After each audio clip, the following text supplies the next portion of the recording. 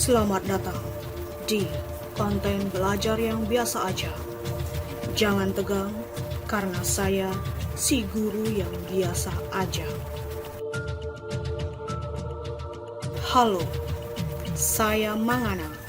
Saya di sini karena ingin. Kalau suka ya syukur, kalau tidak ya cobalah untuk suka.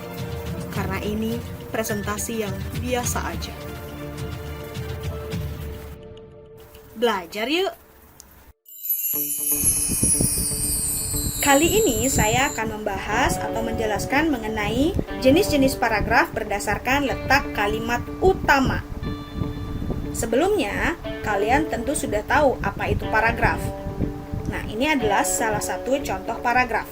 TikTok menjadi aplikasi yang paling digandrungi oleh berbagai kalangan karena konten-konten penggunanya yang bervariasi. TikTok dimanfaatkan sebagai sarana untuk berbagi cerita, mengeluarkan unek-unek, hingga memberikan kata motivasi. Pemilik akun TikTok bebas mengekspresikan diri, namun tetap tidak melewati batas aturan yang berlaku di setiap negara. Dilihat dari bentuk fisiknya, kalimat pertama pada paragraf ditulis menjorok ke dalam, seperti pada contoh ini. Jangan lupa ketika kalian akan menulis sebuah paragraf, jangan lupa kalimat pertama dalam paragraf harus menjorok ke dalam. Ini adalah aturan dalam bahasa Indonesia. Paragraf ini menjelaskan sebuah informasi mengenai TikTok menjadi aplikasi yang paling digandrungi oleh berbagai kalangan karena konten-konten penggunanya yang bervariasi. Nah, itulah yang menjadi ide pokok dalam paragraf ini. Idealnya, sebuah paragraf adalah hanya memiliki satu gagasan utama yang ditandai dengan kalimat utama pada paragraf tersebut. Jangan lupa, satu paragraf hanya ada satu ide pokok. Teks atau karangan tentunya tersusun atas beberapa paragraf, dan sebuah paragraf tersusun atas beberapa kalimat. Nah, di video sebelumnya saya sudah menjelaskan mengenai jenis-jenis kalimat, dan di video ini saya akan menjelaskan mengenai jenis-jenis paragraf berdasarkan letak kalimat utamanya, yaitu ada 4 jenis paragraf. Yang pertama ada deduktif, kedua induktif, ketiga campuran, dan yang terakhir adalah ineratif. Paragraf yang pertama adalah deduktif. Tentu kalian sudah paham mengenai paragraf deduktif. Kalimat utamanya berada di awal paragraf. Bagaimana contohnya? Berikut adalah contohnya. Yang pertama ada teks tahu bulat. Tahu bulat adalah camilan gurih yang unik. Camilan ini berbahan dasar tahu dibentuk menjadi bulat dan digoreng dadakan ketika ada yang membeli. Bumbu rahasia penjual menambah cita rasa gurih pada camilan tersebut.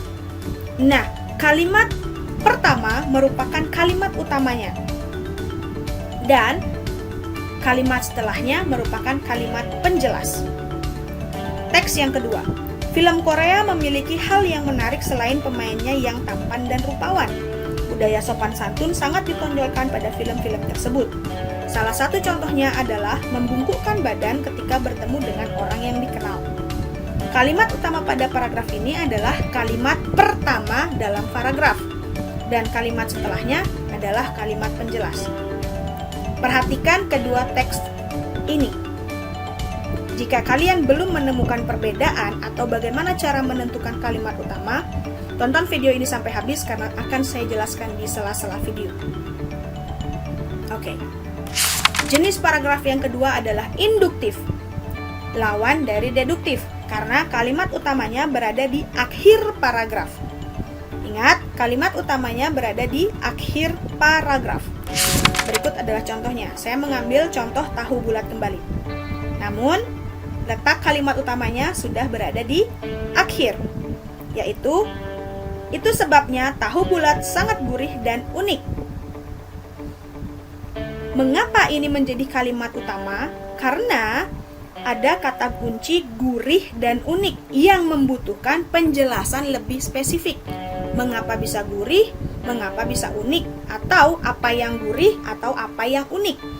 Kata gurih dijelaskan atau didukung oleh kalimat penjelas bumbu rahasia pedagang menambah cita rasa camilan tersebut. Cita rasa yang dimaksud adalah gurih. Ya, kata kunci unik diperjelas oleh kalimat penjelas Camilan tahu bulat berbahan dasar tahu yang dibentuk menjadi bulat dan digoreng. Ketika ada pembeli, barulah tahu itu digoreng. Unik yang dimaksud adalah proses penyajiannya. Jadi dijelaskan lebih spesifik apa yang dimaksud. Kenapa tahu bulat dikatakan unik? Jika masih belum paham, tonton video ini sampai habis. Selanjutnya, paragraf campuran. Kalimat utamanya berada di awal dan akhir paragraf. Bagaimana contohnya? Ingat ya, kalimat utamanya berada di awal dan akhir. Berarti kalimat penjelas diapit oleh dua kalimat utama, meskipun topiknya tetap. Masih pada teks tahu bulat. Tahu bulat adalah camilan gurih yang unik. Kembali menggunakan kata gurih dan unik. Camilan ini berbahan dasar tahu dibentuk menjadi bulat dan digoreng dadakan ketika ada yang membeli. Bumbu rahasia penjual menambah cita rasa gurih pada camilan tersebut. Keunikan camilan ini memikat banyak pembeli. Kalimat pertama membahas mengenai gurih dan unik. Pada kalimat terakhir juga membahas kembali mengenai keunikan. Jadi kalian menemukan persamaan dari kedua kalimat ini, mengapa dapat dikatakan sebagai kalimat utama. Kalimat utama yang pertama berfungsi mengenalkan, kalimat utama yang terakhir berfungsi menegaskan keunikan itu. Bentuk paragraf yang terakhir adalah ineratif. Kalimat utamanya berada di tengah paragraf. Berikut adalah contohnya. Film Korea. Budaya membungkukkan badan pada film-film Korea cukup menarik untuk diperhatikan. Tidak hanya aktor yang tampan rupawan saja yang menarik pada film-film Korea. Jika kita jeli, secara tidak langsung kita dapat meniru sopan santun yang dipertontonkan pada film-film tersebut. Nah, ini adalah kalimat utamanya, yaitu letaknya di tengah-tengah paragraf. Tidak hanya aktor yang tampan rupawan saja yang menarik pada film-film Korea. Kata kuncinya adalah tidak hanya aktor. Paragraf ini menjelaskan mengenai hal-hal menarik selain aktor yang rupawan dalam film-film Korea. Nah, ini dijelaskan atau diperjelas oleh kalimat yang pertama, budaya membungkukkan badan. Itu adalah hal menarik selain aktor yang tampan dan rupawan. Selain itu, diperjelas juga mengenai secara tidak langsung kita dapat meniru sopan santun. Berarti sopan santun dalam film-film Korea juga menarik selain aktornya yang tampan.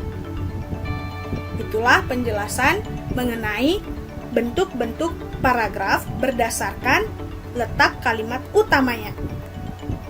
Nah, kalimat utama itu sifatnya umum. Ketika itu bersifat umum, berarti itu sebuah ide pokok yang dijabarkan hanya dalam sebuah kalimat. Ingat, ide pokok yang dijabarkan hanya dalam sebuah kalimat atau kalimat tunggal. Artinya, jika kalimat itu tunggal, kalimat itu tanpa ada konjungsi atau kata penghubung. Oke, ketika sesuatu yang umum, tentunya akan membutuhkan penjelasan yang lebih rinci.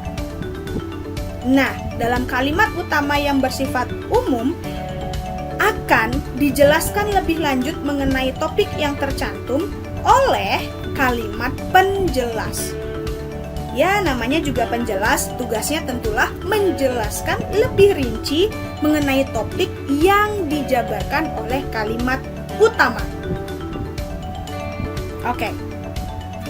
Jika dalam sebuah tulisan terdapat kalimat utama dan beberapa kalimat penjelas, itu akan menjadi sebuah paragraf.